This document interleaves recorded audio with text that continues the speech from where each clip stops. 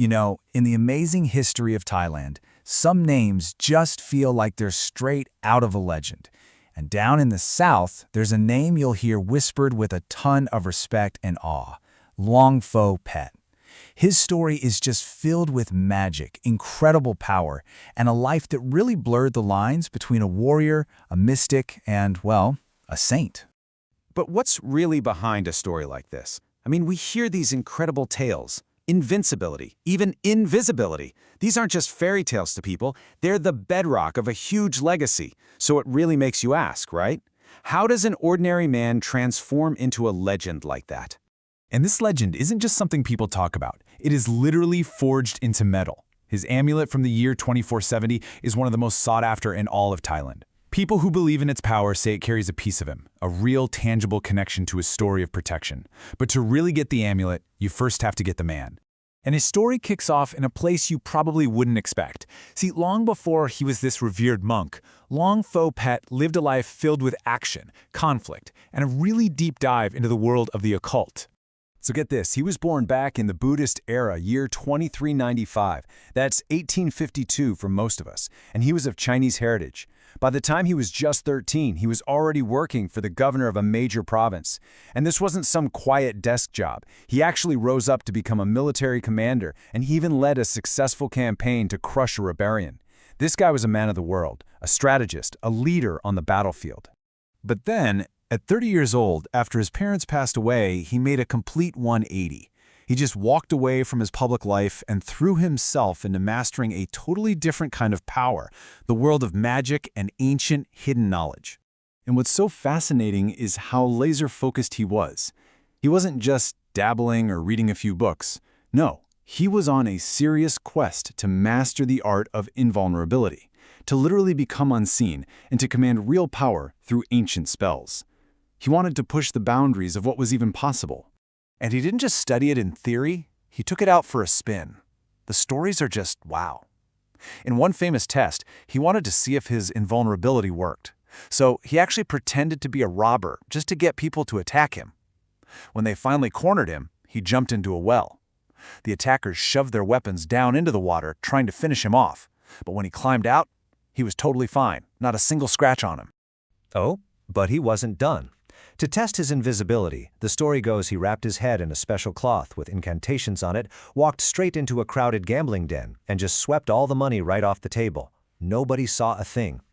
That's the kind of absolute confidence he had in the powers he was working with. But, just when it seemed like he had mastered everything, both the physical and the mystical worlds, his life was about to take its most shocking turn yet. When you look at his life on a timeline, you can really see these huge, distinct chapters.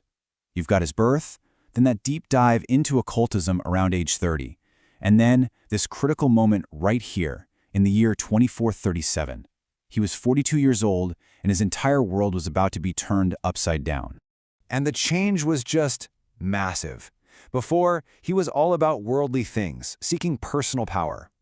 But at 42, while he was traveling, he got incredibly sick. He took shelter at a temple to recover, and during that time, something just clicked. He grew tired of his old life and found this deep, profound faith in Buddhism. The quest for power for himself was over. A new life, one of service, was just beginning. So when he was ordained as a monk, he was given the name Inthachoti. And that name is so important, it means glorious as the god Indra. Indra, in mythology, is a king of the gods, a great protector, a figure of immense power. It was the perfect new name for a new, spiritually powerful chapter of his life. So now, he took all of that incredible drive, all that intense focus, and instead of using it for himself, he channeled it into building a community and creating a legacy of faith that would last for generations. And he quickly became known as the developer monk. Seriously, this guy didn't just pray, he built.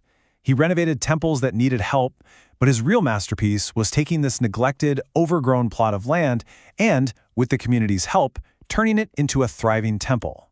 It would eventually become Wat Wachirapradit, and he, of course, served as its very first abbot.